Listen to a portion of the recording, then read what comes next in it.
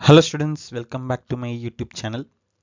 இந்த வீடியோல நம்ம என்ன பார்க்க போறோம் அப்படின்னா நம்ம ஆல்ரெடி நம்ம சேனல்ல பாலிட்டியோட இன்ட்ரோடக்ஷன் வீடியோ பார்ட் 1 வீடியோ அப்படிங்கிறது பார்த்திருந்தோம். அதில் historical background of Indian constitution, இந்தியாவில் வந்து எப்படி இந்தியன் கான்ஸ்டியூஷன் அப்படிங்கிறது ஃபார்ம் ஆச்சு, அதுக்கு முன்னாடி என்னென்ன மாதிரியான ஆக்ட்ஸ் இருந்தது அப்படிங்கிறது எல்லாமே பார்த்தோம். அந்த வீடியோ வந்து நீங்கள் பார்க்கல அப்படின்னா ஒன்ஸ் பார்த்துக்கோங்க. அதில் நிறைய ஆக்ட்ஸ் அப்படிங்கிறது பார்த்துருப்போம். 1773 act, 1781 act, 1784 bits India act, அதுக்கப்புறம் சார்ட்டர்ட் ஆக்ட்ஸ், எவ்ரி 20 இயர்ஸ் அப்படிங்கிறது சார்ட்டர்ட் ஆக்ட்ஸ் அப்படிங்கிறது வந்திருக்கும். அடுத்தது 1861, 1892, 1909, இது எல்லாமே வந்து நமக்கு கவுன்சில் ஆக்ட்ஸ் அப்படிங்கிறது வந்திருக்கும். அடுத்து 1909க்கு இன்னொரு பேர் வந்து Minto Morley reforms, 1919 Montagu Chelmsford reforms or government of India act, அடுத்து 1935 கவர்மெண்ட் ஆஃப் இந்தியா ஆக்ட் 1935, அதுக்கப்புறம் 1947 இந்தியன் இண்டிபெண்டன்ஸ் ஆக்ட். இந்த ஆக்ட் எல்லாமே சேர்த்து நமக்கு 26 நவம்பர் 1949 அப்போ அஃபிஷியலாக கான்ஸ்டியூஷன் அப்படிங்கிறது அடாப்ட் பண்ணோம். அதை எப்போ இம்ப்ளிமெண்ட் பண்ணோம் அப்படின்னா 26 ஜனவரி 1950 இம்ப்ளிமெண்ட் பண்ணோம். ஓகேவா, இது வரைக்கும் நம்ம பார்த்துருக்கோம். அடுத்தது இப்போ நம்ம டிராஃப்டிங் கமிட்டி பற்றி பார்த்தோம். இந்த டிராஃப்டிங் கமிட்டி அப்படிங்கிறவங்க தான் என்ன பண்ணாங்க, நம்ம கான்ஸ்டியூஷனை வந்து கிரியேட் பண்ணவங்க. ஓகே, டிராஃப்டாக ரெடி பண்ணது கான்ஸ்டியூஷனை. ஓகே, அப்போது அவங்க எல்லா ஊருக்கும் போய் விசிட் பண்ணி அங்கே இருக்க கான்ஸ்டியூஷனை பார்த்து அதை வச்சு தான் கிரியேட் பண்ணாங்க அப்படின்னு சொல்லி பார்த்தோம். ஓகே, அப்போது எந்தெந்த ஊரில் இருந்து தான் அந்த சோர்சஸ் அப்படிங்கிற நம்ம எடுத்திருக்கோம் அப்படிங்கிறத ஃபஸ்ட்டு பார்த்துக்கலாம். ஓகேவா, இதில் first government of India act 1935. இந்த ஆக்டை பற்றி சொல்லும் போதே நான் சொன்னேன் இந்தியாக்காகவே கிரியேட் பண்ண ஒரு ஆக்ட் இது அப்படின்னு சொல்லி சொன்னேன். அப்போது இந்த ஆக்டில் நம்ம என்னென்ன விஷயங்கள் எடுத்திருக்கோம் அப்படின்னா, ஆஃபீஸ் ஆஃப் கவர்னர், கவர்னரோட போஸ்டிங், பிஎஸ்சிஸ் public service commission, emergency, federal scheme.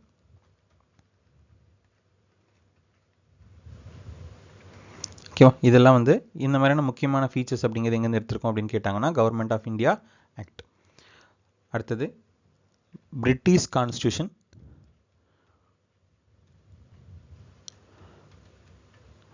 இப்போ பிரிட்டிஷ் கான்ஸ்டியூஷன் அப்படிங்கிறது இது ஒரு ஹிண்ட் மாதிரி நான் வச்சுக்கோங்க. இப்போ பிரிட்டிஷ் கான்ஸ்டியூஷன் அப்படிங்கிறது எதை பேஸ் பண்ணியிருக்கோம் அப்படின்னா,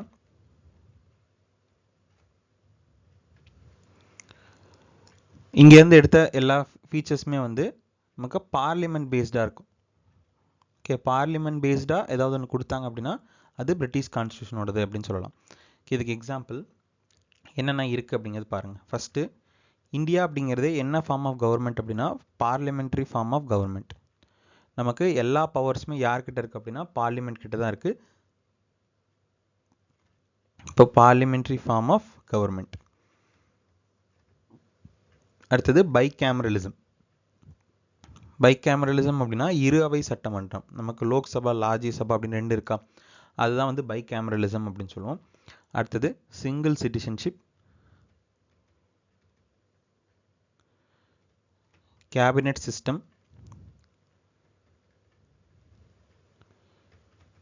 லெஜிஸ்லேட்டிவ் ப்ரொசீஜர்,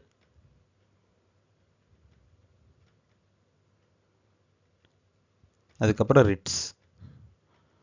ஓகேவா, இது எல்லாமே நம்ம அந்த டாபிக் பார்க்கும்போது டீட்டெயிலாக தெளிவாக பார்ப்போம் ஒவ்வொரு பாயிண்ட்டுமே. இப்போதைக்கு இந்த கான்ஸ்டியூஷன்லேருந்து எடுத்த விஷயங்கள் இது அப்படிங்கிறத மட்டும் இதில் பார்த்துக்கோங்க. ஓகேவா, இப்போ பிரிட்டிஷ் கான்ஸ்டியூஷன்லேருந்து எடுத்தது parliamentary form of government, bicameralism, single citizenship, cabinet system, legislative procedure, writs. அடுத்தது யூஎஸ் கான்ஸ்டியூஷன். இப்போ யூஎஸ் கான்ஸ்டியூஷன்லேருந்து என்னென்ன எடுத்திருக்கோம் அப்படின்னா, இதுக்கு ப்ராக்கெட்டில் எழுதி வச்சுக்கோங்க, பவர்ஃபுல் அப்படின்னு போட்டுக்கோங்க. Okay, powerful. அப்போது எந்தெந்த விஷயங்கள்லாம் ரொம்ப பவர்ஃபுல்லானதாக இருக்கும், நமக்கு இதை ரீட் பண்ணி பார்க்கும்போது இது வந்து நம்ம கான்ஸ்டியூஷனில் ரொம்ப முக்கியமானது அப்படின்னு உங்களுக்கு தோணுச்சு அப்படின்னா அது கண்டிப்பாக யூஎஸ் கான்ஸ்டியூஷன்லேருந்து எடுத்ததாக தான் இருக்கும். ஓகே, மேக்ஸிமம் பாசிபிலிட்டி அப்படி தான் இருக்கும். அது என்னென்னு சொல்கிறேன், அப்படியே உங்களுக்கே புரியும். ஃபர்ஸ்ட் ஒன் வந்து ஃபண்டமெண்டல் ரைட்ஸ். ஃபண்டமெண்டல் ரைட்ஸ், அடிப்படை உரிமைகள் அப்படின்னு சொல்லுவோம். இந்த அடிப்படை உரிமைகள் அப்படிங்கிறத நம்ம எங்கேருந்து எடுத்திருக்கோம் அப்படின்னா யூஎஸ் கான்ஸ்டியூஷன் தான். அடுத்தது independent of judiciary. Independent of judiciary. Judiciary அப்படிங்கிற அமைப்பு, நீதிமன்றங்கள் வந்து அவங்க தன்னிச்சையாக செயல்பட்டுக்கலாம், யாருக்கும் அதில் இன்வால்வ் ஆகக்கூடாது அப்படிங்கிறது ரொம்ப ஒரு முக்கியமான விஷயம். அது அங்கேருந்து எடுத்தது தான். அடுத்தது நம்ம கான்ஸ்டியூஷனோட இன்ட்ரொடக்ஷன் அப்படின்னு சொல்கிற ப்ரியாம்பிள், அதுவும் அங்கேருந்து எடுத்தது தான். அடுத்தது post of president, vice president, இந்த போஸ்ட்லாம் வந்து நம்ம அங்கேருந்து எடுத்தது தான். அதுக்கப்புறம் இவங்க எல்லோரும் என்ன பண்ண முடியும் அப்படின்னா இம்பீச்மெண்ட், பதவியிலிருந்து ரிமூவ் பண்ணுறது, அதுவுமே வந்து நம்மளால் பண்ண முடியும். இது எடுத்தது எங்கேருந்து அப்படின்னா யூஎஸ் கான்ஸ்டியூஷன்லேருந்து. அடுத்தது கனடா. இது வந்து சென்ட்ரல் கவர்மெண்ட் பேஸ்டாக இருக்கும். ஓகே, சென்ட்ரல் கவர்மெண்ட்டுக்கு சப்போர்ட் பண்ணுற மாதிரியான ஃபீச்சர்ஸாக இருக்கும். அதில் ஃபர்ஸ்ட் ஒன்று வந்து federation with strong power, strong centre. Okay, federation அப்படின்னா கூட்டாட்சி, ரெண்டு கவர்மெண்ட் இருக்குது, சென்ட்ரல் கவர்மெண்ட் ஸ்டேட் கவர்மெண்ட் அப்படி ரெண்டு இருக்குது. ஆனால் யாருக்கு பவர் அதிகம்னு கேட்டால் சென்ட்ரல் கவர்மெண்ட்டுக்கு தான் பவர் அதிகம். அப்போ ஃபெடரேஷன் வித் ஸ்ட்ராங் சென்டர் அப்படின்னு சொன்னாங்கன்னா அது வந்து கனடா கான்ஸ்டியூஷன்லேருந்து எடுத்தது. அடுத்தது அப்பாயின்மெண்ட் ஆஃப் ஸ்டேட் கவர்னர்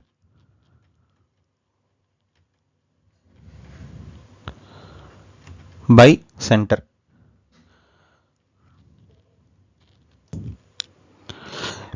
இப்போ ஸ்டேட் கவர்மெண்ட்டில் இருக்கக்கூடிய கவர்னர்ஸ், இப்போ சென்ட்ரல் கவர்மெண்ட் இருக்குது, ஸ்டேட் கவர்மெண்ட் இருக்குது. ஓகே, இப்போ இந்த ஸ்டேட் கவர்மெண்ட்டுக்கு ஒன் ஆஃப் த ஹெட் தான் வந்து கவர்னர். இந்த கவர்னர் அப்பாயிண்ட் பண்ணுறது யாருன்னா பிரசிடென்ட். ஓகே, அப்போ அவர் வந்து ஒரு சென்ட்ரல் கவர்மெண்ட் அஃபீஷியல், அவர் வந்து ஸ்டேட் கவர்மெண்ட்டுக்கு ஒரு மெம்பரை போடுறாரு. அப்போது இதுக்கு யார் பவர் அதிகம், இது இன்டெரக்டாக நமக்கு யாரோட பவர் அதிகம் தெரியுது, சென்ட்ரல் கவர்மெண்ட்டுக்கு தான் பவர் அதிகம். ஓகேவா? இப்போ appointment of state governors by centre அப்படிங்கிறது. அடுத்தது advisory jurisdiction of, advisory jurisdiction of supreme court. Supreme court அப்படிங்கிறவங்க ஒரு அட்வைசரி ஜூரிஸ்டிக்ஷன் அப்படிங்கிறது இருக்குது. அவங்க பிரசிடெண்ட்டுக்கு ஏதாவது சந்தேகங்கள் இருந்தது அப்படின்னா தீர்த்து வைப்பாங்க. ஏதாவது ஒரு கேசஸ் வந்து, ஏதாவது ஒரு ஆக்ட்ஸ் வந்து கவர்மெண்ட் போடுறாங்க, அந்த ஆக்டில் ஏதாவது ப்ராப்ளம் இருக்குது அப்படின்னா அதையும் வந்து சுப்ரீம் கோர்ட்டால் கேள்வி கேட்க முடியும். அந்த அட்வைசரி ஜூரிஸ்டிக்ஷன் எங்கேருந்து எடுத்திருக்காங்க அப்படின்னா Canadian constitution.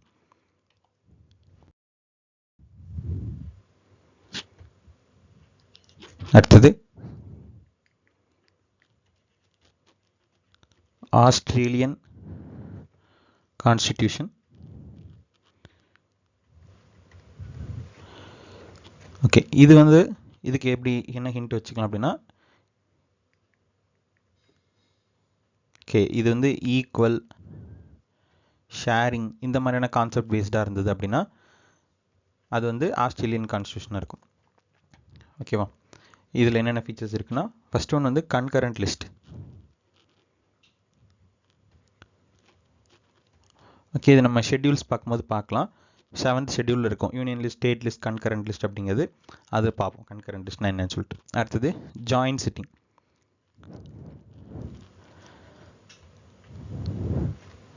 Joint sitting of 2 houses of parliament.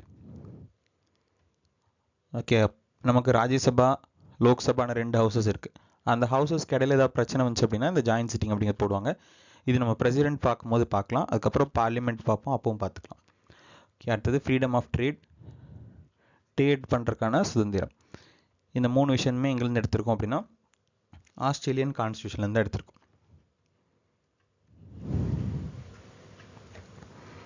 அடுத்தது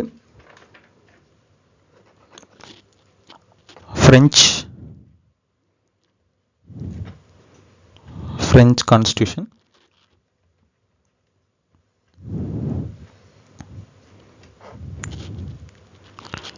இதில் ஒரு சில words, republic, liberty, equality, fraternity, இதெல்லாமே ஃப்ரெஞ்ச் கான்ஸ்டியூஷன்லேருந்து எடுத்தது. இப்போது ஃப்ரெஞ்ச் ரெவல்யூஷன் அப்படிங்கிறது அங்கே ஃப்ரெஞ்ச் நாட்டில் நடந்திருக்கும். ஓகே, அது ஃப்ரெஞ்ச் புரட்சி எப்போ நடந்திருக்கும் அப்படின்னா 1789 அந்த டைமில் நடந்திருக்கும். அந்த ரெவல்யூஷனில் ஃப்ரெஞ்ச் ரெவல்யூஷனில் இன்ஸ்பயர் பண்ணி அவங்க நிறையா கோட்ஸ் அப்படிங்கிறது அவங்களோட கான்ஸ்டியூஷனில் வச்சுருப்பாங்க. அதுலேருந்து நம்ம இந்த 4 வேர்ட்ஸை மட்டும் எடுத்திருக்கோம். அது என்னென்ன? ரிப்பப்ளிக். ரிப்பப்ளிக் அப்படின்னா என்னது? ரிப்பப்ளிக் அப்படின்னா குடியரசு அப்படின்னு சொல்லுவோம். குடி அப்படின்னா மக்கள், மக்களால் இருக்கக்கூடிய ஒரு அரசு தான். அதுக்கப்புறம் நமக்கு டெமோக்ரஸின்னு ஒரு வேர்டு இருக்குது.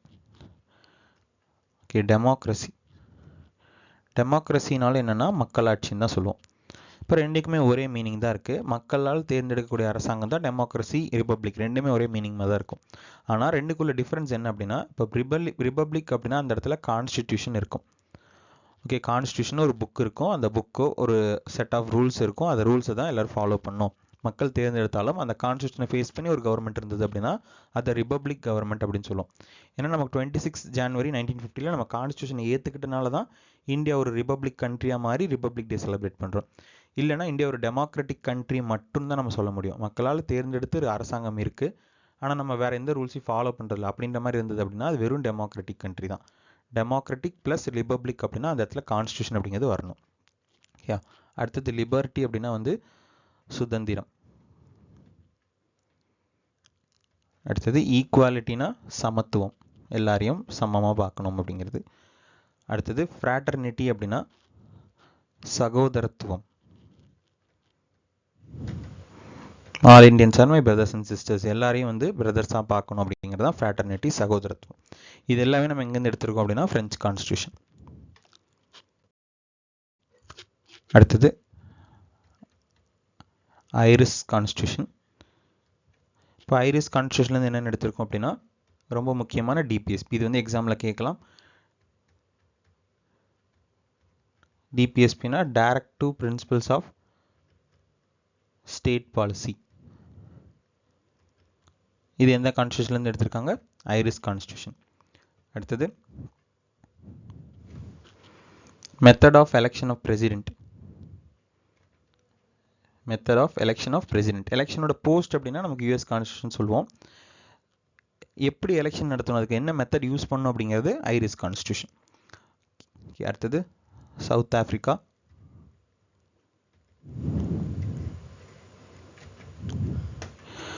இப்போ சவுத் ஆஃப்ரிக்காலேருந்து என்ன எடுத்திருக்கோம் அப்படின்னா election procedure of Rajya Sabha member. ஒரு ராஜ்யசபா மெம்பரை நம்ம எப்படி தேர்ந்தெடுக்கணும் அப்படிங்கிறது. ஏன்னா ராஜ்யசபா மெம்பர்ஸ்க்கு இந்த நம்ம யாரும் ஓட்டு போட மாட்டோம், அவங்களாம் வந்து இன்டைரக்ட் எலெக்ஷன் மூலியமாக தான் வருவாங்க. அப்போ அந்த எலெக்ஷன் எப்படிங்கிறது எப்படி நடத்தணும் அந்த இன்டைரக்ட் எலெக்ஷன் அப்படிங்கிறது. அதுக்கப்புறம் procedure of amendment of the constitution. நம்மளோட கான்ஸ்டியூஷனில் ஏதாவது சேஞ்சஸ் பண்ணணும் அப்படின்னா நம்ம சேஞ்சஸ் பண்ணிக்கலாம். அது எப்படி சேஞ்ச் பண்ணணும் அப்படிங்கிற ப்ரொசீஜரை சொல்லியிருக்க தான் இந்த அமெண்ட்மெண்ட். ஓகே, சரி, இந்த கான்ஸ்டியூஷன்லேருந்து எடுத்தது procedure of amendment of the constitution. அடுத்தது Japan.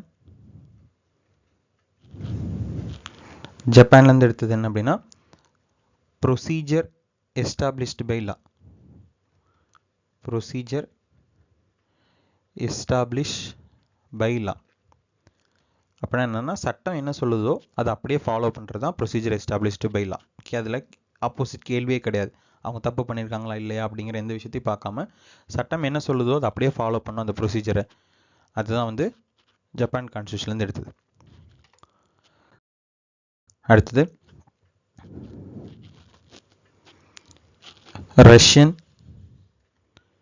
Russian constitution or USSR or Soviet union, எப்படி கொடுத்தாலும் சரி எல்லாமே ஒரே மீனிங் தான். இப்போ இதுலேருந்து ரொம்ப முக்கியமாக எக்ஸாம்லேருந்து கேட்கக்கூடியது என்ன அப்படின்னா ரஷ்யன் கான்ஸ்டியூஷன் எடுத்தது ஃபண்டமெண்டல் டியூட்டிஸ்.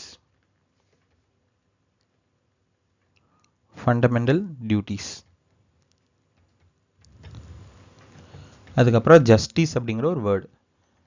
ஓகே, ஜஸ்டிஸ் அப்படிங்கிற வேர்டு நம்ம ரஷ்யன் கான்ஸ்டியூஷன்லேருந்து எடுத்திருக்கோம். அடுத்தது லாஸ்ட்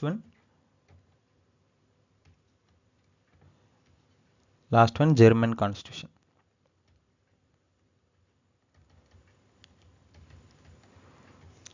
ஓகேவா, இந்த ஜெர்மன் கான்ஸ்டியூஷன் இதில் என்ன எடுத்திருக்கோம் அப்படின்னா fundamental rights are suspended during emergency.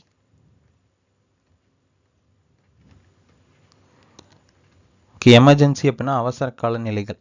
Okay, அந்த எமர்ஜென்சி போடும்போது நம்ம ஃபண்டமெண்டல் ரைட்ஸ் என்ன பண்ணிக்கலாம் அப்படின்னா சஸ்பெண்ட் பண்ணிக்கலாம்.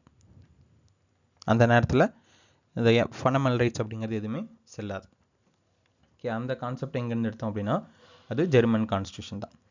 ஓகேவா? இப்போ இதில் ரொம்ப முக்கியமானது எதெல்லாம் அதிகமாக கேட்பாங்க அப்படின்னா எக்ஸாமில் அமெரிக்கன் கான்ஸ்டியூஷன்லேருந்து எடுத்தது எது, அதுக்கப்புறம் பிரிட்டிஷ் கான்ஸ்டியூஷன், அதுக்கப்புறம் டிபிஎஸ்பி எந்த கான்ஸ்டியூஷன்லேருந்து எடுத்திருக்காங்க, ஃபண்டமெண்டல் டியூட்டிஸ் இதிலேருந்து எடுத்திருக்காங்க, அமெண்ட்மெண்ட் ப்ரொசீஜர் எந்த கான்ஸ்டியூஷன்லேருந்து எடுத்திருக்காங்க. ஓகே, இதெல்லாம் வந்து அதிகமாக கேட்கக்கூடிய கொஷின் ரிப்பீட்டடாக.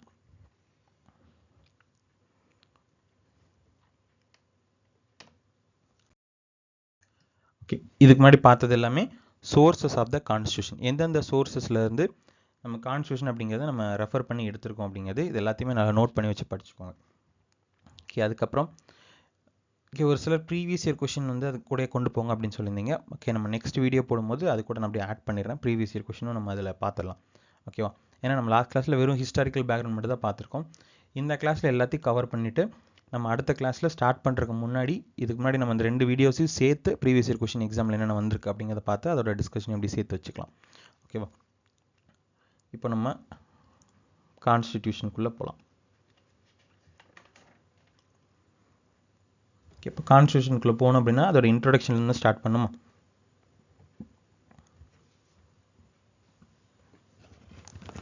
இப்போ அதோட இன்ட்ரோடக்ஷன் தான் நம்ம என்னன்னு சொல்லியிருந்தோம், ப்ரீஆம்பிள்.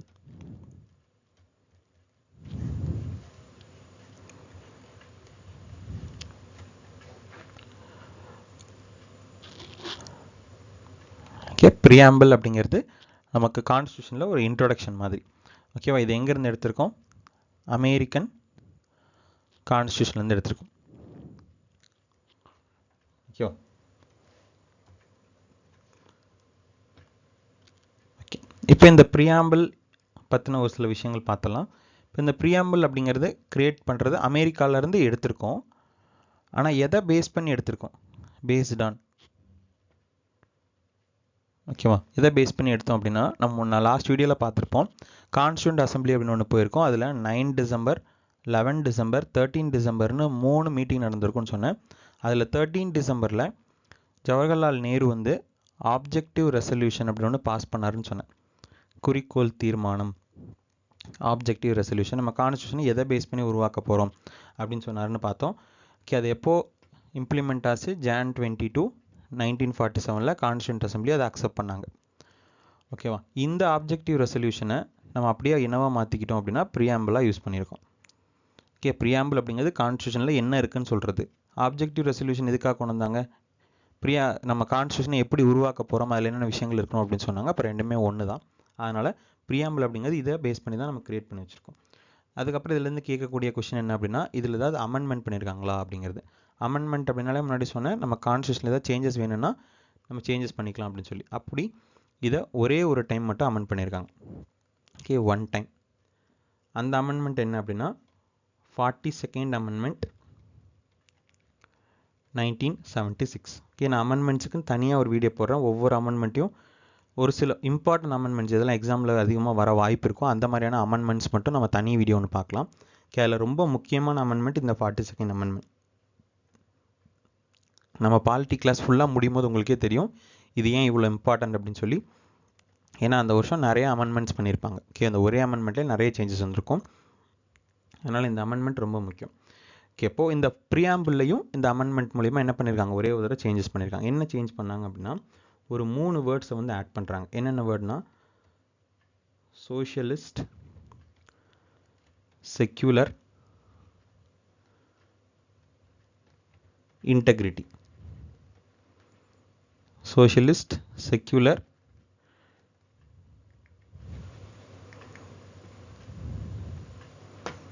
இன்டெகிரிட்டி. ஓகேவா? இந்த 3 வேர்ட்ஸ் வந்து ஆட் பண்ணுறாங்க. ஓகே, அப்போ எங்கேருந்து இன்ஸ்பயர் பண்ணி எடுத்திருக்கோம் அப்படின்னு கேட்டாங்கன்னா அமெரிக்கன் கான்ஸ்டியூஷன். எதை பேஸ் பண்ணி உருவாக்கியிருக்கோன்னு கேட்டாங்கன்னா ஆப்ஜெக்டிவ் ரெசல்யூஷன். ನಾವು ஜவஹர்லால் நேரு கொண்டு வந்தது. ஓகேவா, ஜவஹர்லால் நேரு. அதில் தான் ப்ரியாம்பிள் கிரியேட் பண்ணியிருக்கோம். அதை அமெண்ட்மெண்ட் பண்ணியிருக்காங்களா அப்படின்னு கேட்டால் ஒரே ஒரு அமெண்ட்மெண்ட் பண்ணியிருக்காங்க. எந்த அமெண்ட்மெண்ட்னா 42nd அமெண்ட்மெண்ட் 1976. அதில் என்ன பண்ணாங்க, 3 வேர்ட்ஸ் ஆட் பண்ணாங்க, சோஷியலிஸ்ட், செக்யூலர், இன்டெகிரிட்டி. ஓகே, அப்படி ப்ரியாம்பிளில் இப்போ என்ன தான் இருக்குது அப்படின்னா, ஃபஸ்ட்டு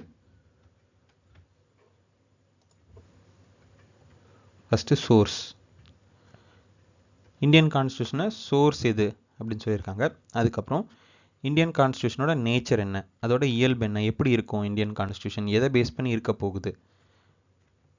அதுக்கப்புறம் அதோட அப்ஜெக்டிவ், அதோட குறிக்கோள் என்ன, எதை நோக்கி நம்ம இதை கிரியேட் பண்ணுறோம், என்ன எதிர்பார்த்து இதை கிரியேட் பண்ணுறோம் அப்படின்னு சொல்லுவோம்ல, அப்ஜெக்டிவ், குறிக்கோள், என்ன குறிக்கோள் இருக்குது அப்படின்னு சொல்லி.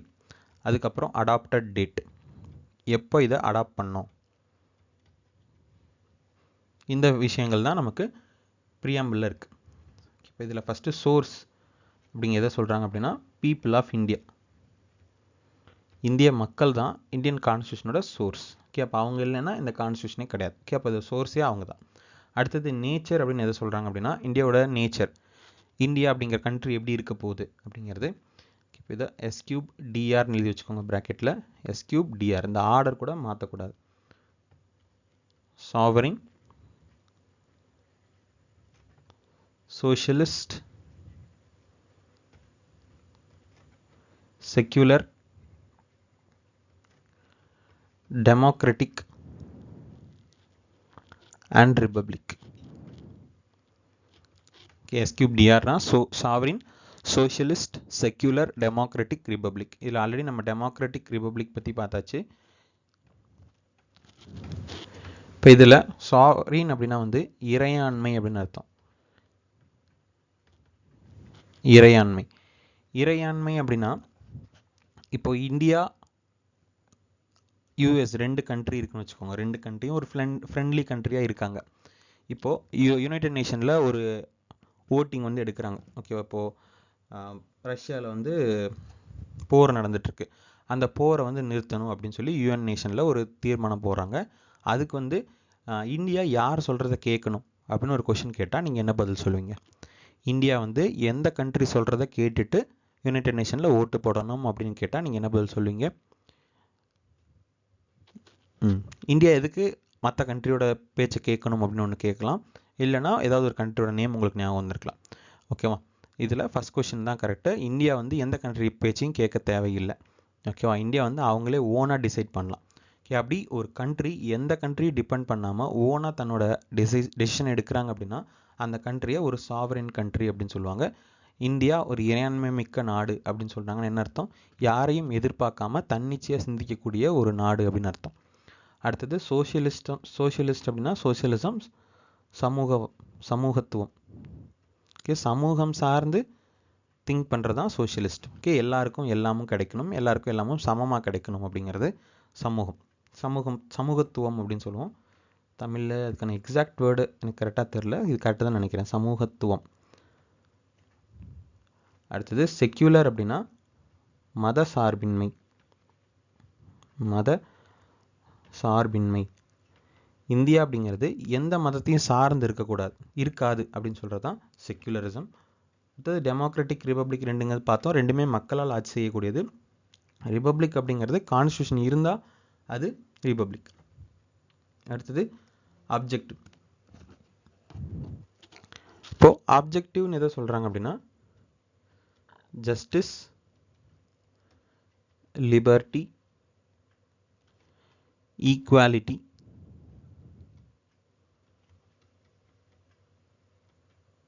ஃப்ராட்டர்னிட்டி. இப்போ இதுக்கான மீனிங்ஸ், இப்போ ஜஸ்டிஸ் அப்படின்னா நீதி. அடுத்தது லிபர்ட்டி அப்படின்னா சுதந்திரம். ஈக்குவாலிட்டினா சமத்துவம், எல்லாரையும் ஒரே மாதிரின்னு பார்க்கறது. அடுத்தது ஃப்ராட்டர்னிட்டினா சகோதரத்துவம். இதெல்லாம் நம்ம முன்னாடியே பார்த்துட்டோம். இதெல்லாம் இந்த கான்ஸ்டியூஷன் பார்த்தோம். அது ஞாபகம் இருந்தால் கமெண்ட்டில் சொல்லுங்கள். ஓகேவா, இந்த லிபர்ட்டி, ஈக்குவாலிட்டி, ஃப்ராட்டர்னிட்டி அப்படிங்கிறதெல்லாம் எந்த கான்ஸ்டியூஷன்லேருந்து எடுத்தோம் அப்படிங்கிறது ஞாபகம் வந்ததுன்னா கமெண்ட்டில் சொல்லுங்கள். அடுத்தது அடாப்டட். இப்போ கொஷினில் அடாப்டட்னு கொடுத்துட்டு 2 ஆப்ஷன் கொடுத்துருக்காங்க. ஒன்று 26 ஜான்வரி 1950, இன்னொன்று 26 நவம்பர் 1949. இது ரெண்டுமே ஆப்ஷனில் இருக்குது. இதில் கொஷினில் அடாப்டட் அப்படின்னு இருந்ததுன்னா 26 நவம்பர் 1949. இதுதான் போடணும். நம்ம கான்ஸ்டியூஷன்லேயுமே ப்ரியாம்பிளில் இதுதான் சொல்லியிருக்காங்க. அப்போ ப்ரியாம்பிளில் 4 விஷயம் இருக்குது. என்னென்ன? Source, nature, objective, adopted. அதில் சோர்ஸுங்கிறது இதை சொல்கிறாங்க பீப்புள் ஆஃப் இந்தியா. நேச்சர் அப்படிங்கிறது sovereign, socialist, secular, democratic, republic. India அப்படிங்கிறது ஒரு இறையாண்மை மிக்க சமூகம் சார்ந்த மத சார்பற்ற மக்களாட்சியால் குடியரசு அரசாங்கமாக இந்தியா அப்படிங்கிறது இருக்குது. அடுத்தது அப்ஜெக்டிவ் அப்படின்னா எதை நோக்கி இருக்குது அப்படின்னா நீதி, எல்லாருக்கும் ஜஸ்டிஸ் கிடைக்கணும், எல்லாரும் சுதந்திரமாக இருக்கணும், எல்லாரும் ஈக்குவலாக இருக்கணும், எல்லாரையும் சகோதரர்களாக பார்க்கணும், இந்த மாதிரியான ஒரு குறிக்கோளோட இந்தியா இந்தியன் கான்ஸ்டியூஷன் அப்படிங்கிறது இருக்குது. இது எப்போ உருவாக்கணும் அப்படின்னா 26 நவம்பர் 1949 இதை உருவாக்கணும்.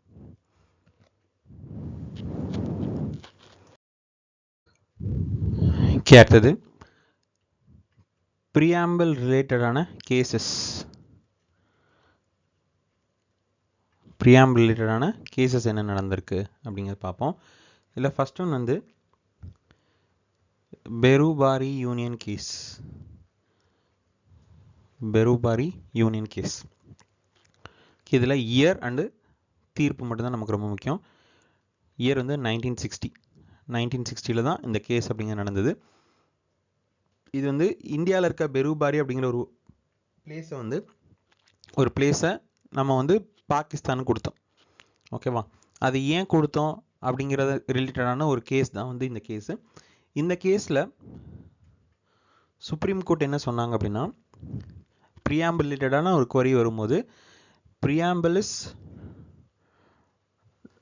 not a part of the constitution. not a part of the constitution அப்படின்னு சொல்கிறாங்க. இந்தியாவோட கான்ஸ்டியூஷனில் ப்ரியாம்பிள் அப்படிங்கிறது ஒரு இன்ட்ரொடக்ஷன், அவ்வளோதான்.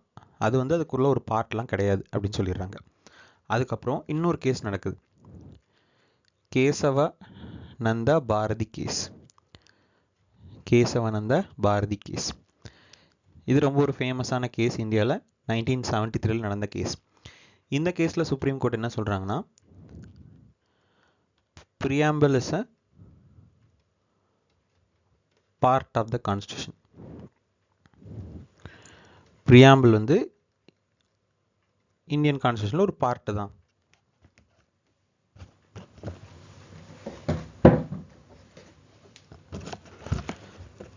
ஒரு பார்ட் தான் அப்படின்னு சொல்லிடுறாங்க.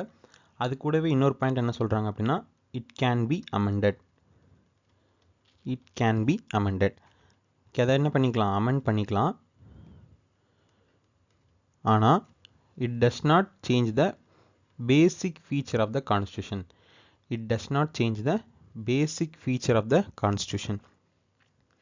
அப்போது நீங்கள் ப்ரியாம்பிள் என்ன பண்ணிக்கோங்க? சேஞ்ச் பண்ணிக்கோங்க. ஆனால் இந்தியன் கான்ஸ்டியூஷன் ஒரு பேசிக் ஸ்ட்ரக்சர், ஒரு பேசிக் ஃபீச்சர்ஸ் இருக்குது, அதை நீங்கள் சேஞ்ச் பண்ணக்கூடாது. ஒரு எக்ஸாம்பிளுக்கு ஈக்குவாலிட்டி எடுத்துக்கலாம். இப்போ ஈக்குவாலிட்டி அப்படிங்கிறது எல்லாரையும் ஈக்குவலாக பார்க்கணும் அப்படின்னு சொல்கிறது ஈக்குவாலிட்டி. செக்யூலர் அப்படின்னா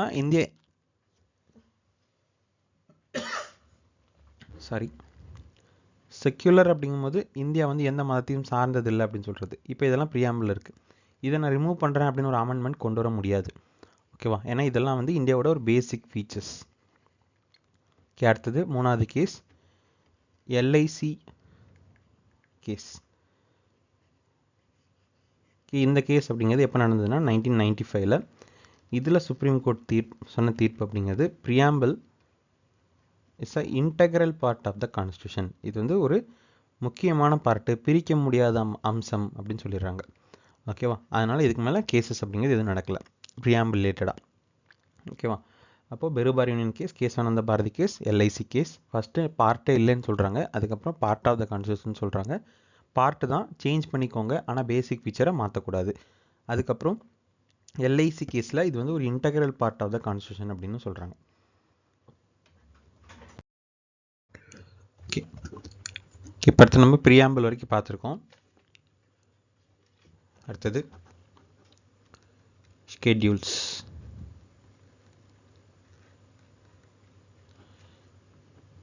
இப்போ இந்த ஸ்கெட்யூல்ஸ் ஆஃப் த கான்ஸ்டியூஷன் ஸ்டார்டிங்கில் எவ்வளோ இருந்தது அப்படின்னா, நான் வந்து லாஸ்ட் வீடியோவில் சொல்லியிருந்தேன். இந்த ஸ்கெட்யூல் அப்படிங்கிறது என்னது, அது வந்து இந்த ஷெட்யூல் ஆஃப் த கான்ஸ்டியூஷன் அப்படிங்கிறது ஸ்டார்டிங்கில் எவ்வளோ இருந்தது, அதுக்கப்புறம் அதை அமெண்ட் பண்ணி என்னென்ன விஷயங்கள் ஆட் பண்ணாங்க அப்படிங்கிறத நான் பார்த்தேன். ஓகே, இப்போ இது வந்து இந்த ஷெட்யூல்ஸ் அப்படிங்கிறது எதுக்கானது அப்படின்னா, ஒரு ஸ்பெசிஃபிக் இன்ஃபர்மேஷன், ஒரு செட் ஆஃப் இன்ஃபர்மேஷன்ஸை மட்டும் தனியாக எடுத்து ஒரு கேட்டகரியாக நம்ம கான்ஸ்டியூஷனில் வச்சுருக்கோம்.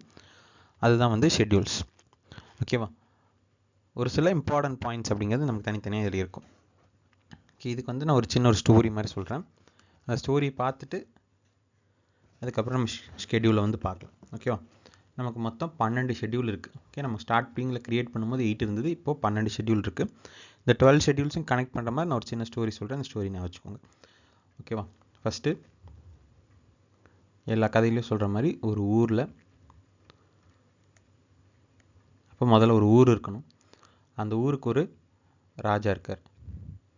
ஓகேவா, இப்போ ராஜா புதுசாக வந்தோடனே ராஜாக்கு என்ன பண்ணுறாங்க அப்படின்னா, ராஜாக்குன்னு ஒரு சில சலுகைகள் கொடுக்குறாங்க.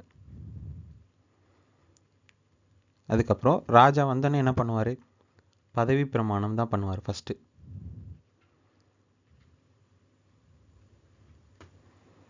ஓகேவா, வந்தவுடனே வந்து அவர் உறுதிமொழி எடுத்து பதவி பிரமாணம் எடுத்து ராஜாவாக மாறிடுவார். அதுக்கப்புறம் ராஜாவாக மாறினதுக்கப்புறம் அவருக்கு கீழே மந்திரி சபை இருக்கும்ல, மந்திரி சபை, அதில் எவ்வளோ பேர் இருக்கணும் அப்படின்னு சொல்லி ஒரு முடிவெடுக்கிறார். ஓகேவா, மந்திரி சபையில் எவ்வளோ பேர் இருக்கணும்னு முடிவெடுக்கிறாரு. அதுக்கப்புறம் ஊரை வந்து 2ஆக பிரிக்கிறார். அவங்களோட ஊரை 2 ஊராக பிரிக்கிறாரு. அதில் ஒரு ஊரில் ஏடிஎம் இல்லை, இன்னொன்று ஏடிஎம் இருக்க ஊர். ஓகேவா, ஏடிஎம் இல்லாத ஊர், ஏடிஎம் இருக்க ஊர் அப்படின்னு சொல்லி 2 ஊரை பிரிக்கிறார். ஓகே, இந்த ஊர்க்காரங்க வந்து எங்களுக்கு என்ன பவர், உங்களுக்கு என்ன பவர்னு சொல்லி சண்டை போடுறாங்க. ஓகே, யாருக்கு இதில் அதிகாரம் அதிகம் அப்படின்னு சொல்கிறாங்க. அதுக்கு இவங்க என்ன பண்ணுறாங்கன்னா 3 அதிகாரமாக பிரித்து கொடுத்துட்றாங்க. ஓகேவா, உங்களுக்கு கொஞ்சம் அதிகாரம் இருக்குது, உங்களுக்கு கொஞ்சம் அதிகாரம் இருக்குது, 2 பேருக்குமே சேர்த்து ஒரு அதிகாரமும் இருக்குது அப்படின்னு சொல்லிட்டு அவங்களோட அதிகாரங்களை, பவர்ஸை வந்து என்ன பண்ணுறாங்க, 3ஆக பிரித்து கொடுத்துட்றாங்க. அவங்க அதனால என்ன பண்ணுறாங்க அப்படின்னா மொழியை வச்சு சண்டை போடுறாங்க. ஓகேவா, மாற்றி மாற்றி மொழியை வச்சு சண்டை போட்டுக்கிறாங்க. இப்போ இவங்களை சரி பண்ணணும் அப்படிங்கிறக்காக ஒரு சில சட்டங்கள் வந்து போடுறாங்க. ஓகே, ஒரு சில சட்டங்களை போட்டு அதை தனியாக வந்து ஒரு இடத்துல எடுத்து வைக்கிறாங்க. இந்த சட்டங்களை தான் நீங்கள் எல்லோரும் ஃபாலோ பண்ணணும் அப்படின்னு சொல்லி சட்டங்கள் வந்து க்ரியேட் பண்ணி கொடுக்குறாங்க. இதனால் வந்து நிறைய பேர் என்ன பண்ணுறாங்கன்னா, இந்த கட்சியிலேருந்து இந்த குரூப்லேருந்து எதிர் குரூப்புக்கு போயிடுறாங்க. ஓகே, எதிர்கட்சிக்கு போயிடுறாங்க. ஓகேவா, இந்த கட்சியிலேருந்து எல்லோரும் எதிர்கட்சிக்கு போயிடுறாங்க. எதிர்கட்சிக்கு போய் அவங்க ஒரு 2 ஊரை உருவாக்குறாங்க. ஓகே, 2 புது ஊரை உருவாக்குறாங்க. அதில் ஒரு ஊர் வந்து பஞ்சாயத்தாக இருக்குது, பஞ்சாயத்து கிராமமாக இருக்குது, இன்னொன்று வந்து நகரமாக இருக்குது, முனிசிபாலிட்டியாக இருக்குது. ஓகேவா, இப்போ இதுதான் வந்து ஸ்டோரி. ஒரு ஊரில் ஒரு ராஜா இருக்கார். அந்த ராஜாக்குன்னு நிறைய சலுகைகள் கொடுக்குறாங்க. அந்த ராஜா வந்தானே ஒரு பதவி பிரமாணம் பண்ணுறாரு. பதவி பிரமாணம் பண்ணிவிட்டு அவர் கீழே எவ்வளோ மந்திரிகள் இருக்கணும் அப்படின்னு சொல்லி டிசைட் பண்ணுறாரு. அதுக்கப்புறம் அந்த ஊரை வந்து 2ஆக பிரிக்கிறார். ஒன்று வந்து ஏடிஎம் இருக்க ஊர், இன்னொன்று ஏடிஎம் இல்லாத ஊர். அதுக்கப்புறம் பவர்ஸை வந்து கேட்குறாங்க, எங்களுக்கு எவ்வளோ பவர்ஸ் கொடுப்பீங்க அப்படின்னு சொல்லிட்டு. அப்போ 3 பவராக பிரித்து கொடுத்துட்றாங்க. நீங்கள் 2 பேரும் தனித்தனியாகவும் சட்டம் போட்டுக்கலாம், சேர்ந்தும் சட்டம் போட்டுக்கலாம்னு சொல்லி 3 பவராக பிரித்து கொடுக்குறாங்க. ஆனால் அவங்க என்ன பண்ணுறாங்க, மொழிக்காக சண்டை போடுறாங்க.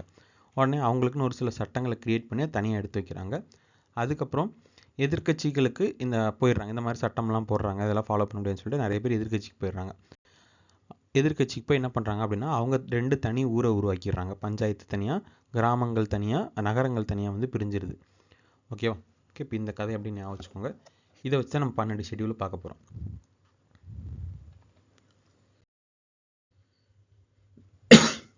சரி, இதில் ஃபஸ்ட்டு ஷெட்யூல். இப்போ ஷெட்யூல் 1ல் என்ன சொல்லியிருக்காங்கன்னா, நேம்ஸ்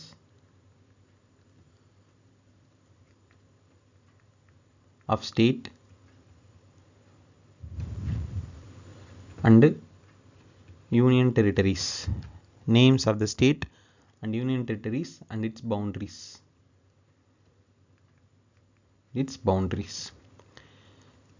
ஓகே, நான் அந்த கதையில் ஃபஸ்ட் என்ன சொன்னேன், ஒரு ஊரில் அப்படின்னு சொன்னேன். அப்போது முதல்ல ஒரு ஊர் இருக்கணும், அந்த ஊருக்கு ஒரு பேர் இருக்கணும், அந்த ஊர் எது வரைக்கும் இருக்குது அப்படின்னு சொல்லி பார்க்கணும். இது ஷெட்யூல் 1. இந்தியாவோட ஸ்டேட்ஸோட நேம் என்ன, யூனியன் டெரிட்டரியோட நேம் என்ன, அதோட பவுண்டரிஸ் என்ன அப்படிங்கிறது சொல்கிறது ஷெட்யூல் 2. அடுத்தது ஷெட்யூல் 1. அடுத்தது நம்ம பார்க்க போகிறது ஷெட்யூல் 2. இதில் என்ன சொல்லியிருக்காங்க அப்படின்னா, எம்யூல்மெண்ட்ஸ், privileges, allowances of office holders. யாரெல்லாம் அப்படின்னா president, vice president, governor, speaker, deputy speaker, supreme court judge, high court judge, இந்த மாதிரி ஒரு சில போஸ்ட்டில் இருக்கவங்களுக்கு மட்டும் தனி ப்ரிவிலேஜஸ் கொடுக்கறது. நம்ம அந்த கதையில் 2வது என்ன பார்த்தோம், சலுகைகள் கொடுக்கறது அப்படின்னு பார்த்தோமா. இப்போ ப்ரிவிலேஜஸ். 3வது என்ன பார்த்தோம், ராஜா வந்து பதவி பிரமாணம் பண்ணுறாரு அப்படின்னு சொன்னோமா. இப்போ ஓத்ஸ் அண்டு அஃபர்மேஷன்ஸ். ஓத்ஸ் அப்படின்னா உறுதிமொழி, அஃபர்மேஷன்னா பதவி பிரமாணம். அடுத்தது ஷெட்யூல் 4. அடுத்து என்ன சொன்னேன், மந்திரி சபையை பிரித்து கொடுக்குறாங்க அப்படின்னு சொன்னேன்னா, இப்போது allocation of sheets of Rajya Sabha. Allocation of seats of Rajya Sabha. அடுத்தது ஷெட்யூல் 5, ஷெட்யூல் 6. இது 2 என்ன சொன்னேன், 2 ஊராக வந்து பிரிக்கிறாங்க. ஒரு ஊரில் ஏடிஎம் இருக்குது, இன்னொரு ஊரில் ஏடிஎம் இல்லை. இப்போ ஃபஸ்ட்டு ஊரில் ஏடிஎம் இல்லை. இது வந்து அட்மினிஸ்ட்ரேஷன் அண்ட் கண்ட்ரோல்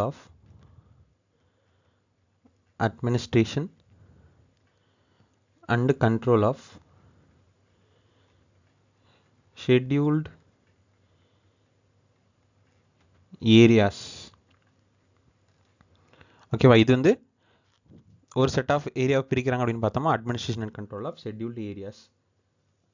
அடுத்தது இது ஷெட்யூல் 6 என்ன சொல்லுது அப்படின்னா, இதே தான், administration and control of scheduled areas.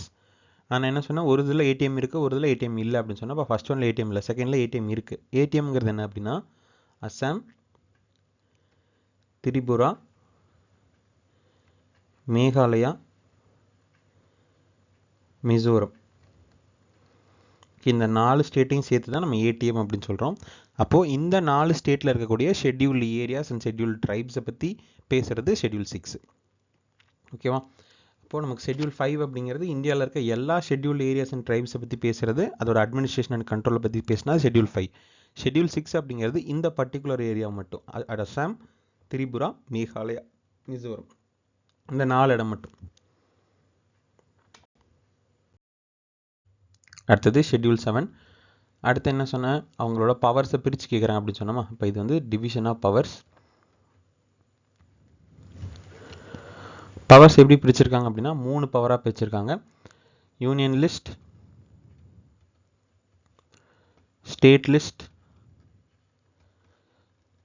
அதுக்கப்புறம் concurrent list.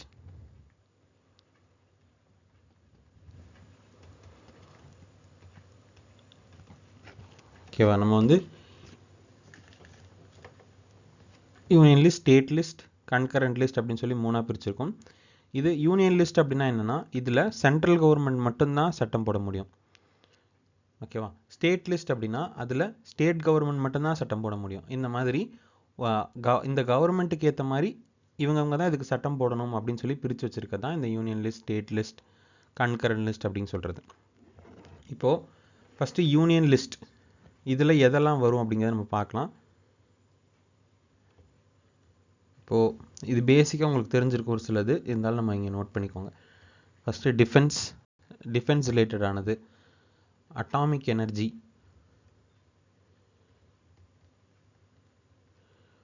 Foreign affairs,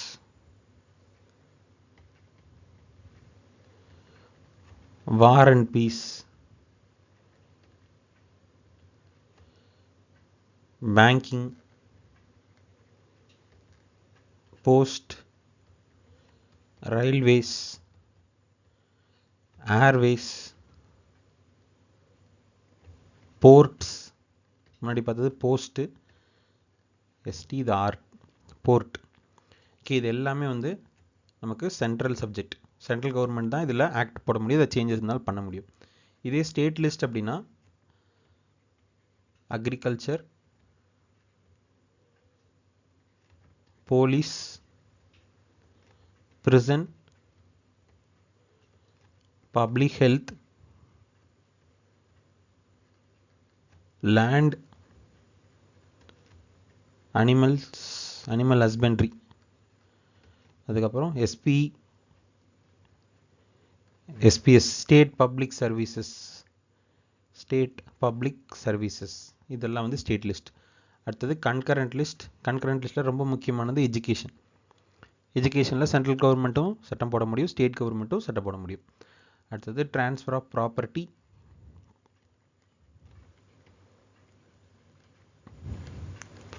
forest, trade unions, இதெல்லாமே நமக்கு கன்கரண்ட் லிஸ்ட்டில் இருக்கக்கூடிய பாயிண்ட்ஸ். ஓகே, இதெல்லாமே இம்பார்ட்டன்ட். இதை தாண்டி நிறைய இருக்குது. ஓகே, இதில் ஒரு சில இம்பார்ட்டண்டான விஷயங்கள் மட்டும்தான் நம்ம பார்த்துருக்கோம்.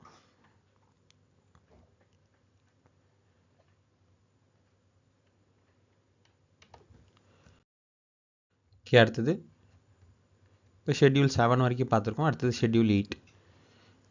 இப்போ அந்த கதையில் அடுத்து என்ன பார்த்தோம் அப்படின்னா லாங்குவேஜுக்காக சண்டை போடுறாங்க, மொழி பேஸ் பண்ணி சண்டை போடுறாங்க அப்படின்னு பார்த்தோம். அடுத்தது லாங்குவேஜஸ். ஓகேவா, நமக்கு இனிஷியலாக எவ்வளோ லாங்குவேஜஸ் இருந்தது அப்படின்னா 14 அஃபிஷியல் லாங்குவேஜஸ் இருந்தது க்ரியேட் பண்ணும்போது இனிஷியலி. இப்போ எவ்வளோ இருக்குது அப்படின்னா 22 அஃபிஷியல் லாங்குவேஜஸ் இருக்குது. 22 அஃபிஷியல் லாங்குவேஜஸ். அடுத்தது ஷெட்யூல் 9. இப்போ ஷெட்யூல் 9 என்ன சொல்லுது அப்படின்னா ஆக்ட்ஸ் அண்ட் ரெகுலேஷன்ஸ் ஆஃப்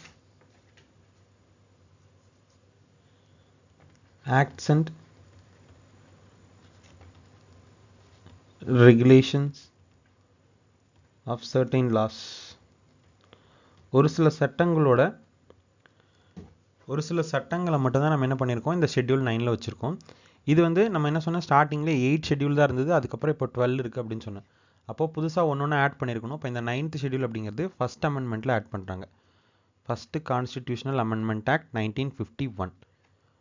ஓகேவா, இதில் என்ன பண்ணாங்க அப்படின்னா லேண்ட் ரிஃபார்ம்ஸ். ஓகே, நமக்கு இங்கே பிரிட்டிஷ் இருந்தப்போ நடந்த பிரச்சனையே வந்து இந்த லேண்ட் ரிலேட்டடான பிரச்சனை தான். ஜமீன்தார் சிஸ்டம் போடுறது, டேக்ஸ் அதிகமாக கலெக்ட் பண்ணுறது, லேண்ட் ரெவன்யூ கலெக்ட் பண்ணுறது, இந்த பிரச்சனைலாம் இருந்தது. அப்போ அதை வந்து நமக்கு ஃபஸ்ட் அமெண்ட்மெண்ட்லேயே சேஞ்ச் பண்ணுறாங்க. அது கூட லேண்ட் ரிஃபார்ம் சரி பண்ணணும் அப்படின்னா முதல்ல இந்த ஜமீன்தாரி சிஸ்டம் அப்படிங்கிறத அபாலிஷ் பண்ணணும். Abolition of zamindari system.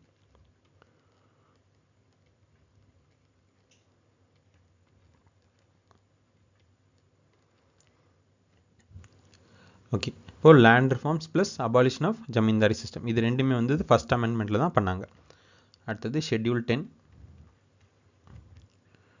Schedule 10 அப்படிங்கிறது அதுக்கப்புறம் இன்னொரு கொஷின், இந்த ஜமீன்தாரி சிஸ்டம் அப்படிங்கிறத யார் இன்ட்ரடியூஸ் பண்ணாங்க? Who introduced zamindari system? இது லாஸ்ட் வீடியோவில் சொன்னேன், தெரிஞ்சவங்க கமெண்ட் பண்ணலாம். ஓகே, அடுத்தது ஷெட்யூல் 10. ஷெட்யூல் 10 அப்படிங்கிறது ஆன்டி டிஃபெக்ஷன் லா,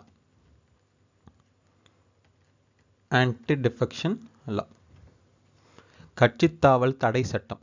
ஓகே, தமிழில் இதுக்கு கட்சித்தாவல் தடை சட்டம் அப்படின்னு அர்த்தம். இதுக்கான அமெண்ட்மெண்ட் வந்து 52nd அமெண்ட்மெண்ட் 1985. இது ஷெட்யூல் 10ல் இருக்குது. ஓகே, இப்போது ஏன்னு ஒரு கட்சி இருக்குது, பின்னு ஒரு கட்சி இருக்குது. இந்த கட்சி வந்து ஒரு சிம்பிள் வச்சுருக்காங்க, இந்த கட்சி வந்து ஒரு சிம்பிள் வச்சுருக்காங்க. இப்போது இந்த கட்சியோட சிம்பிளில் நின்று ஒரு 10 பேர் ஜெயிச்சிட்றாங்க, இந்த கட்சியோட சிம்பிள்லேருந்து ஒரு 8 பேர் ஜெயிச்சிட்றாங்க. அப்போது இந்த 10 பேர் என்ன பண்ணணும் அப்படின்னா அவங்களோட டென்யூர் 5 years அப்படின்னா அந்த 5 years டென்யூர் முடிகிற வரைக்கும் அந்த 10 பேரும் அந்த கட்சிக்கு தான் சப்போர்ட் பண்ணணும். அந்த கட்சி என்ன டெசிஷன் எடுக்குதோ, எந்த சட்டத்துக்கு எதிராக ஓட்டு போட சொல்கிறாங்களோ, எந்த சட்டத்துக்கு எதிராக சப்போர்ட்டாக ஓட் பண்ண சொல்கிறாங்களோ அது எல்லாத்தையும் அவங்க ஃபாலோ பண்ணி தான் ஆகணும். ஓகேவா, அந்த கட்சியோட சிம்பிளில் நின்று ஜெயிச்சிருந்தா மட்டும். அதே மாதிரி தான் இந்த 8 பேரும் இந்த செகண்ட் கட்சி என்ன சொல்லுதோ அதை தான் கேட்கணும். இப்போது இந்த 10 பேரில் ஒரு 3 பேர் இந்த பக்கம் போனால் என்ன ஆகிடும், இங்கே 7 பேர் ஆயிடுவாங்க, இங்கே 11 பேர் ஆயிடுவாங்க. இப்போ இவங்க மெஜாரிட்டி வந்துடுமா?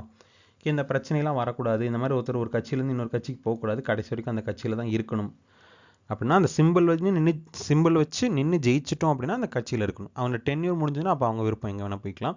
ஆனால் அந்த டென்யூரில் வந்து அவங்க அந்த கட்சிக்கு தான் ஃபேவரபுளாக இருக்கணும் அப்படின்னு சொல்கிறது தான் இந்த ஆன்டி டிஃபெக்ஷன்லாம். அதுக்கான அமெண்ட்மெண்ட் வந்து 52nd அமெண்ட்மெண்ட் 1985. அடுத்தது last schedule 11 and schedule 12. Schedule 11 அப்படிங்கிறது பஞ்சாயத், ஷெட்யூல் 12 அப்படிங்கிறது முனிசிபாலிட்டி. இது வந்து கிராம நிர்வாகம், இது நகர நிர்வாகம். இது ரெண்டுமே ஒரே வருஷம் கிரியேட் பண்ணது. 73rd அமெண்ட்மெண்ட் 1992, இது 74th அமெண்ட்மெண்ட் 1992. ரெண்டுமே ஒரே அமெண்ட்மெண்ட்டை தான் நம்ம கிரியேட் பண்ணாங்க. இப்போ இதில் பஞ்சாயத்துக்கு 29 பவர்ஸ் தனியாக கொடுத்துருக்காங்க. அதே மாதிரி முனிசிபாலிட்டிக்கு 18 பவர்ஸ் தனியாக கொடுத்துருக்காங்க. இதுதான் வந்து நமக்கு 12 ஷெட்யூல்ஸ். இப்போது ஃபஸ்ட்டு ஷெட்யூல் என்ன அப்படின்னா நேம் அண்ட் இட்ஸ் டெரிட்டரி பற்றி சொல்லுது. செகண்ட் ஒன் வந்து அலவன்ஸ் பற்றி சொல்லுது. தேர்ட் ஒன் வந்து ஓட்ஸ் அண்ட் அஃபர்மேஷன்ஸ், அவங்களோட பதவி பிரமாணம். நாலாவது வந்து ராஜ்யசபா சீட்டு. 5, 6 ரெண்டுமே வந்து administration and control of scheduled areas தான். ஆனால் இதில் வந்து அசாம், திரிபுரா, மேகாலயா, மிசோரம் இந்த 4 ஸ்டேட்டுக்கு மட்டும் இருந்தால் 6. 7 அப்படின்னா டிவிஷன் ஆஃப் பவர்ஸ். 8 வந்து லாங்குவேஜஸ். 9 வந்து acts and regulations, land reforms, zamindari system abolition. இதெல்லாமே வந்து 9. அடுத்து 10 வந்து ஆன்டி டிஃபெக்ஷன் லா. 11 வந்து பஞ்சாயத். 12 வந்து முனிசிபாலிட்டி. இதை தான் நான் ஒரு ஸ்டோரியாக சொன்னேன். ஒரு ஊர் இருக்குது, அந்த ஊரில் இருக்க ராஜாவுக்கு வந்து நிறைய சலுகைகள் கிடைக்குது. அவர் முதல்ல பதவி பிரமாணம் பண்ணிவிட்டு அவரோட மந்திரி சபையில் யாரெல்லாம் இருக்கணும்னு முடிவு பண்ணுறாரு, அது ராஜ்யசபா. அதுக்கப்புறம் 2 ஊர் இருக்குது, ஒரு இதில் ஏடிஎம் இருக்குது, ஒரு இதில் ஏடிஎம் இல்லை.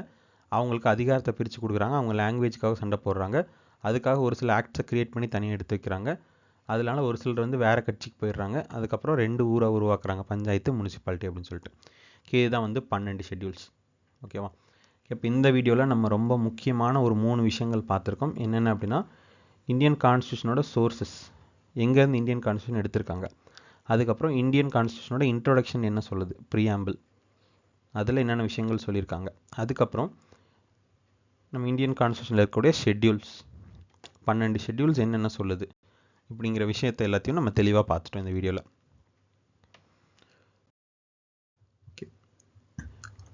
அடுத்த வீடியோவில் நம்ம என்னென்ன பார்க்க போகிறோம் அப்படின்னா பார்ட்ஸ். இந்த பார்ட்ஸை பார்த்துட்டு அதுக்கப்புறம் நம்ம ஒவ்வொரு ஆர்டிக்கலாக ஸ்டார்ட் பண்ணிடலாம். பார்ட் 1, பார்ட் 2 இந்த 2 வீடியோவும் அடுத்த வீடியோவில் பார்க்கலாம். பார்ட்ஸு, அதுக்கப்புறம் பார்ட் 1, பார்ட் 2. இப்போ இது வந்து பார்ட் 2 வீடியோ. அடுத்தது பார்ட் 3 வீடியோ வரணும் அப்படின்னா இந்த வீடியோக்கு ஒரு மினிமம் ஒரு 100 லைக்ஸ் வரணும். இது வந்துச்சுன்னா நான் அடுத்த வீடியோ போடுறேன். ஏன்னா அப்போ தான் மற்றவங்களுக்கு நீங்கள் இந்த வீடியோ பிடிச்சிருக்கு அப்படிங்கிறது எனக்கு தெரியும். அதே மாதிரி உங்களுக்கு இந்த வீடியோ பிடிச்சிருந்து அப்படின்னாலும் கீழே கமெண்ட்டில் சொல்லுங்கள், கமெண்ட்டில் மென்ஷன் பண்ணுங்கள். இல்லை வேறு ஏதாவது இம்ப்ரூவ் பண்ணணும் அப்படின்னாலும் நீங்கள் கமெண்ட்டில் சொல்லுங்கள். நம்ம கண்டிப்பாக இம்ப்ரூவ் பண்ணி வீடியோ போடலாம். தேங்க்யூ ஃபார் வாட்சிங். Thank you so much. Have a nice day.